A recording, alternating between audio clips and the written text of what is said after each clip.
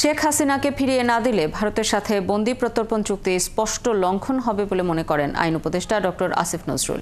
এরই মধ্যে ইন্টারপোলের মাধ্যমে রেড অ্যালার্ট জারি করা হয়েছে বলেও জানিয়েছেন তিনি। বিকেলে সচিবালয়ে সমসাময়িক বিষয়ে আয়োজিত সংবাদ সম্মেলনে এইসব কথা বলেন তিনি।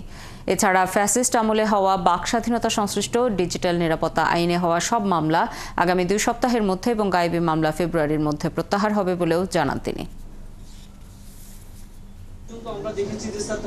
ছাত্র জনতার অভ্যুত্থানে গণহত্যার বিচার, তৎকালীন প্রধানমন্ত্রী শেখ হাসিনাকে ফিরিয়ে আনা, সংস্কার আর নির্বাচন এসব নিয়ে আলোচনা দেশজুড়েই। মঙ্গলবার সচিবালয়ে আয়োজিত সংবাদ সম্মেলনে এসব নিয়ে প্রশ্ন ছিল আইন উপদেষ্টার কাছে। জবাবে উপদেষ্টা বলেন, বিচারের সাথে নির্বাচনের কোনো সম্পর্ক নেই। তাহলে এটা বাংলাদেশের সাথে ভারতের যে প্রত্যর্পণ চুক্তি সেটা সুস্পষ্ট লঙ্ঘন হবে।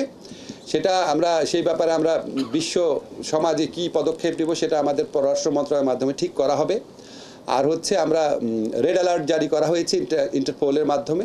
আমাদের যা যা করণীয় আছে আমরা করে যাচ্ছি। গেল সরকারের আমলে আপাতত 25 জেলার 2500 গায়েবী মামলা চিহ্নিত হয়েছে, যা প্রত্যাহার হবে বলে জানান উপদেষ্টা।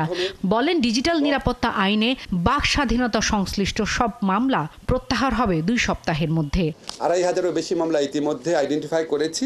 এগুলি প্রত্যাহার আশা করছি আর কি। যত গায়েবী মামলা আছে যেগুলো আইডেন্টিফাই করতে পারবো আমরা, ফেব্রুয়ারির মধ্যে প্রত্যাহার করার কাজ হয়ে যাবে। 2 সপ্তাহের মধ্যে হচ্ছে সাইবার সিকিউরিটি। সুপ্রিম কোর্টের বিচারক নিয়োগ অধ্যাদেশ 2025 প্রজ্ঞাপন হয়েছে। এখন থেকে সুপ্রিম জুডিশিয়াল অ্যাপয়েন্টমেন্ট কাউন্সিলের মাধ্যমে বিচারক নিয়োগ পাবেন। সংবিধানের সাথে সাংঘর্ষিক কোনো সংস্কার আইন মন্ত্রণালয় করছে না বলে জানান উপদেষ্টা। এই কাউন্সিল সউদ্যোগেও ভালো ভালো নাম সংগ্রহ করার চেষ্টা করবে, যাতে ভালো জাজদেরকে নিয়োগ দেওয়া যায়। সংবিধান সংস্কার কমিশনের সুপারিশ কিভাবে বাস্তবায়ন হবে তা জাতীয় ঐক্যমত কমিশন ঠিক করবে বলে জানান আইন উপদেষ্টা। পরামর্শ চান, আমরা পরামর্শ দিই, কিন্তু এই কাজটা শারমিন নীরা, 71, ঢাকা।